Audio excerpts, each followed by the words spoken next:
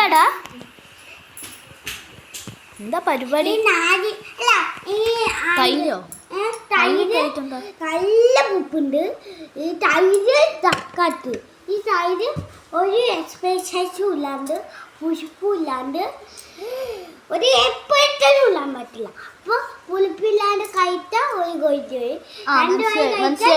മനസ്സിലായി. സത്യത്തിലുള്ള പറഞ്ഞത് ഈ ഒരു തൈര് നല്ല പുളിപ്പുള്ള തൈരാണ്.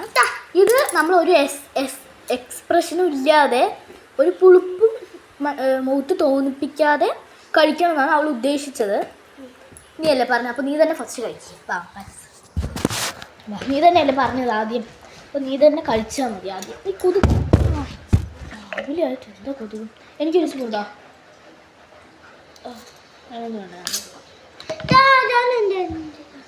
ഓക്കെ, അപ്പം നമുക്ക് ഈ സ്പൂണൊക്കെ കിട്ടിയിട്ടുണ്ട്. അത് തന്നെ നീ തന്നെ എടുത്തു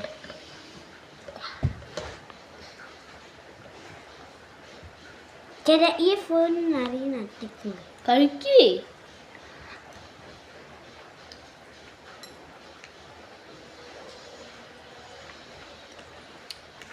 സൂപ്പർ. ശരി കുറച്ചെടുത്തപ്പോഴേ ഇത് ഇത്ര